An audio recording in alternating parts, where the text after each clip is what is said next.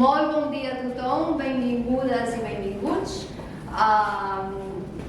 Espero que podeu passar molt bé en aquesta superactivitat. Només volia fer una petita intro per situar-nos una mica, que aquesta activitat s'emmarca dins un projecte més gran que es diu Eat Life, que està dins d'un projecte, d'un programa europeu que es diu LIFE, i amb aquest projecte intentem contribuir a l'assoliment dels objectius del Pacte Verd Europeu, però sobretot de l'estratègia de la granja a la taula. Potser heu sentit parlar From Farm to Fork en anglès, però dins d'aquests objectius molt grans destaquen sobretot poder reduir la petjada de carboni dels aliments, també assegurar la salut alimentària i la disponibilitat d'aliments per a tothom i, en definitiva, garantir un sistema alimentari més just, més saludable i més sostenible. I avui ens acompanya en aquesta activitat la Desiree Balesta, que és nutricionista i també educadora i formadora alimentària, i una proposta superinteressant, superengrescadora, que ja ho veureu ara, elles explicaran, i que gaudiu molt. Moltes gràcies.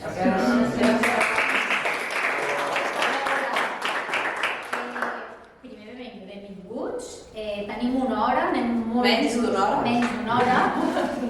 Dos coses que abans de res i que no se'm passi. Algú té alguna al·lèrgia o intolerància? No. Allà sí. Jo a les figues i al kiwi. Figues, kiwi, no hi ha figues ni kiwi. Lactosa, avui no hi ha. No hi ha lactosa avui per l'any.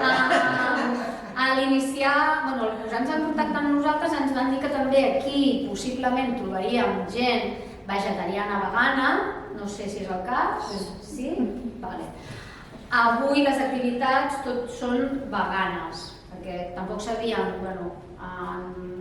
amb deferència als vegans, tot és vegà. Aleshores, què més? D'aquestes coses... Jo crec que aniria ja...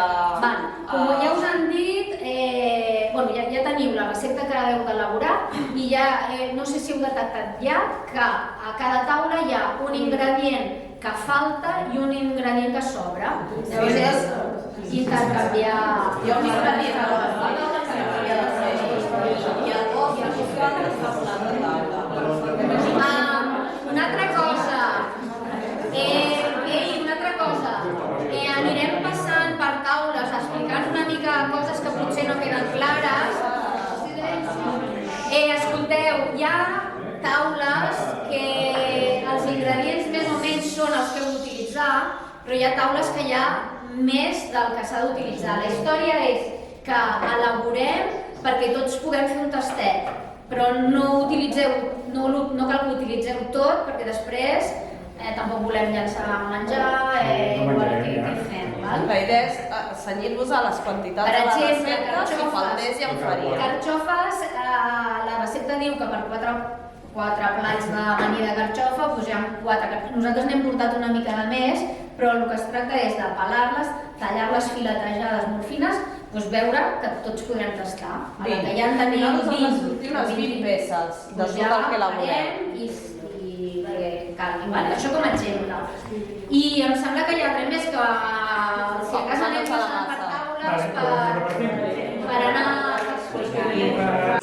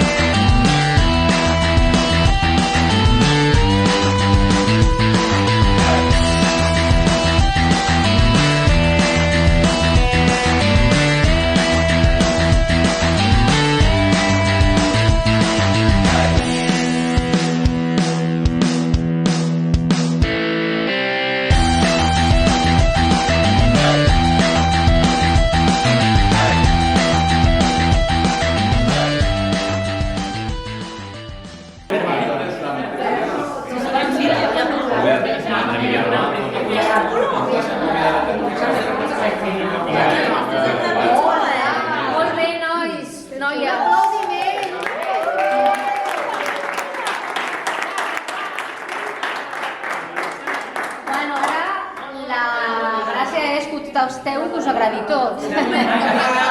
Com a coses, expliqueu-vos de per què hem triat aquestes receptes i no unes altres. La idea era també donar idees de potser aperitius, amanides diferents, però també amb la idea d'algunes coses fer reaprofitament. Aquí podríem reaprofitar aquells cigrons que el dia de Nadal, tothom ha fet a la cardolla, no sé què, i després ens sobren cigrons.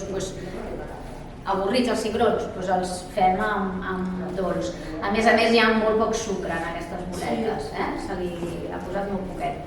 I dels altres, les dues amanides, també la idea a vegades és que tenim clar que ens diuen que l'amanida ha de ser salut, que l'hem de menjar tot l'any perquè és la verdura crua, però tendim a fer les mateixes amanides a l'estiu que a l'hivern, quan resulta que a l'hivern no hi ha tomàquets, no hi ha cogombra, no hi ha carbassó. Llavors és o una de dos, o estic comprant coses que no són de temporada o no tinc idea per fer altres amanides. Llavors aquí una és el carpaccio amb la remolatxa. Veureu que no sé si algú és una mica de a mi la remolatxa no m'agrada gens. Hi ha algú per aquí, no?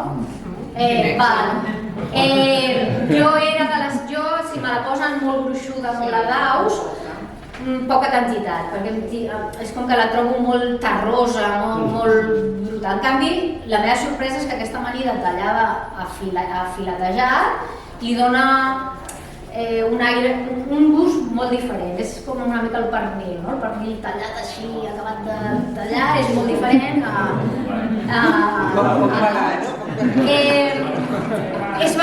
ara he fet un exemple que és fatal, els vegetarians és fatal. I després una altra cosa interessant és l'amanida de carxofa. La carxofa la menjarem crua. Simplement, també s'ha de dir que avui l'hora és l'hora. Aquesta amanida la gràcia és que està macerada amb suc de llimona, suc de taronja i que tingui una estoneta d'arròs, com a mínim mitja horeta de que la carxofa seria com fer un escabetx, no? Una mica... I coses per dir... Després hi ha els pestos patés. Un està fet aprofitant que ja no és època de tomàquets, doncs comprem el tomàquet sec i amb pastanaga. És realment un paté vegetal, que res a veure amb aquests aperitius que s'acostumen a fer ara per Nadal superpotents. L'altre pesto està fet amb... és un paté, és un pesto d'alfàbrega. Avui ha quedat pipes i llimona. Pipes i llimona, avui ha quedat una mica més passat de llimona, però està. Les bases tant dels canapés, una són uns crackers també fets per nosaltres, que us passarem la recepta de tot, us passarem també la recepta d'aquests crackers, són super fàcils de fer, boníssim, perquè n'has tastat. I també són també una sortida per fer tentempiés de berenars o d'altres moments. L'altre està fet amb polenta. Seria una mica el substitut, el típic que molts canapés ara sempre s'acaba tendint al pa de motlla. Pa de motlla, que no sé si teniu molt clar, però el pa de motlla amb molts ingredients saludables no té. I la polenta també, amb aquesta manera de fer la polenta, també es fan sandvitxos. El típic sandvitx, triangle, amb farcit amb enciam. I com es fa aquesta polenta? Us passarem la recepta també, però és molt fàcil, és escalfar aigua, tirar la polenta i anar remenant. I què és un tipus de farina, la polenta? Sí, és de blat de moro. Sí. I llavors és sense gluten també. Ho deixes a un ollo, ho deixes a refredar i després hi talles com vols. I té la consistència com per aguantar més Sí, mira. Ara No. solidifica... Bueno, doncs provem-ho, no? La solidificació.